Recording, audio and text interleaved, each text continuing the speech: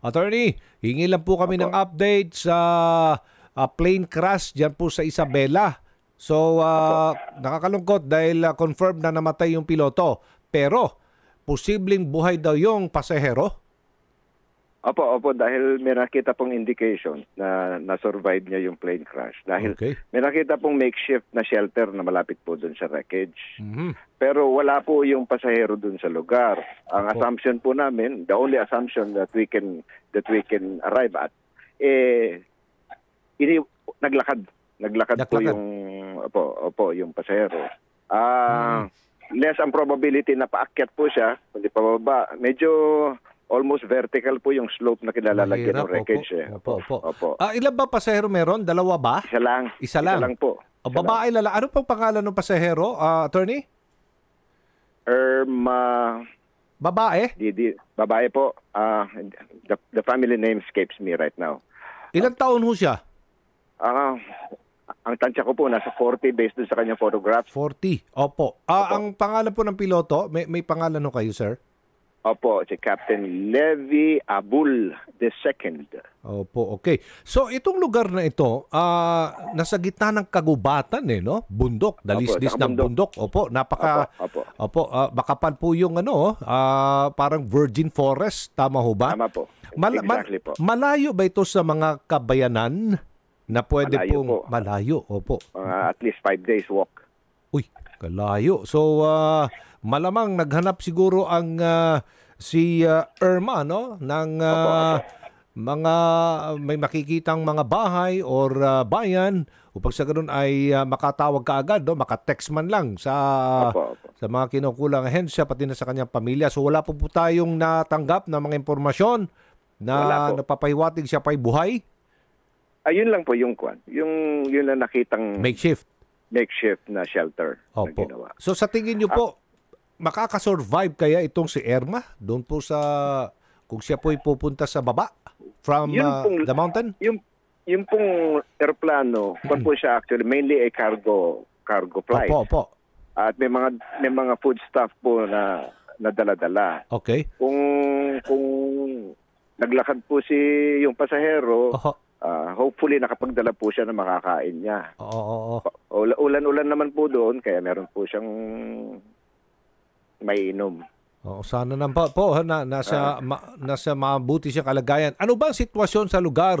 Malakas ang hangin nung panahon na nangyari po ang insidente, yung crash? Hindi po namin alam. Ang makakasagot lamang po yung mga nakasakay doon sa aeroplano kung ano talaga yung actual conditions na nangyari po yung sakuna.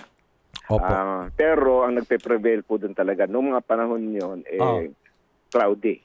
Cloudy po nung, Opo. Yung pong mga labi ng piloto, si Captain Levi, naihatid na ba sa kanyang pamilya? Hindi pa po. Dahil hindi po maliparan din. The only way na ma-recover po yung labi ni Captain Abul ay via helicopter. Opo. Hindi po marating ng helicopter ngayon yung lugar dahil nga po sa weather. Ang sa ngayon, inaasahan po namin within a few hours, around lunchtime, darating po yung pinasundo po namin na K9 trackers. Opo. Meron pong 3 trained na dogs, 2 Belgian Malinois at 1 Beagle. Ang plano po namin ititrack po yung scent nung pasahero. Opo. Nakakuha po kami ng damit niya, yung mga gamit na niyang may suit na niya dating damit. Okay. At may naiwan siyang amoy niya doon. Ipapaamoy doon sa aso. Pag nadala po sila doon sa wreckage. Opo. Tapos umpisahan nila doon sa wreckage, susundan yung kung ano man na naiwan na scent ng pasahero. Okay. Kasi po ang sabi nila, yung pong pag may dadaanan, yung pong natapakan, nahawakan, o nasagi ng mga dahon-dahon, nag-iwan po siya ng minute traces ng kanyang scent. At natatrack po yun na sense po ng mga aso yun. At susundan lang nila.